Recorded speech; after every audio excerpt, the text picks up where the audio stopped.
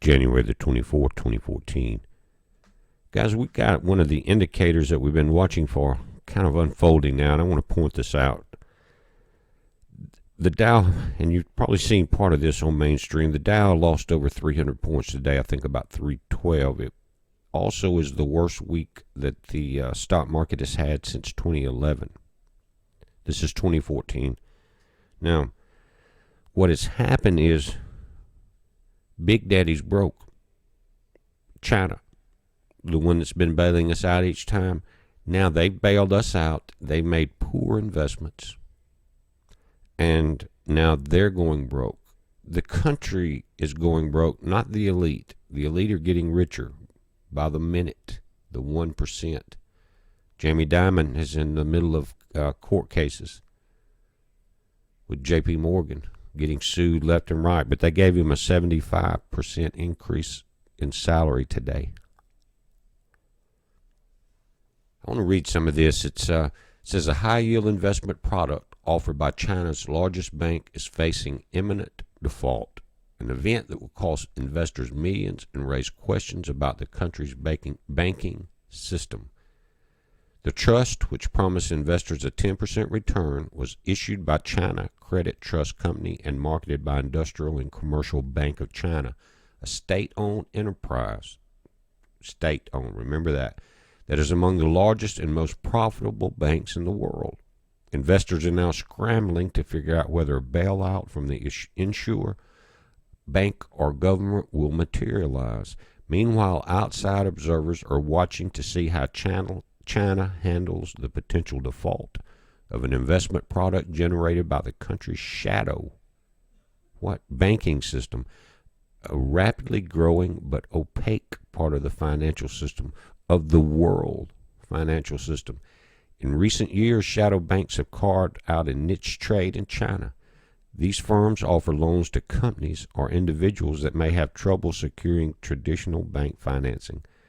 Guys, who do you think these shadow banks are run by? The 1%. Often the loans are then packaged and sold to investors looking for higher returns. Here comes this sucker bet. Guys, if you're still in the stock market, wake up. The sector's exact reach is unknown, but some estimates puts its size at roughly 60% of China's GDP that these shadow banks control. Some analysts say that a default would demonstrate Beijing's commitment to allow market forces, are you listening, to play a larger role in the economy and reinforce to investors the high-yield investments carry legitimate risk. Yes, they do. When you gamble with your money, that's what the stock market is, guys. I hate to say it. It's gambling. You're taking it, you're betting that it makes more money, just like you would at the horse race or at the blackjack table.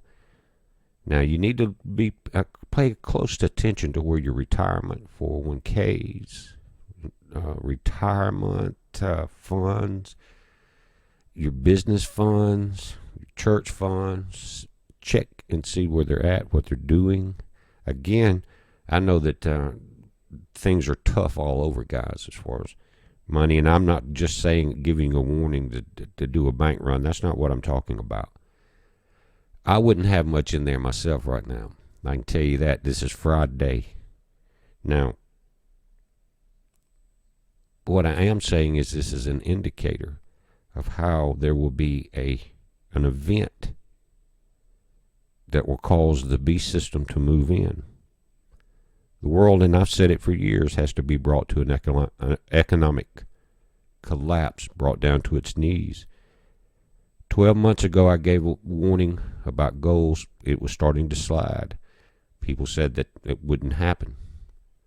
It's lost $700 per ounce since I said that, guys. I've watched this for a long time. Now, it's not just China.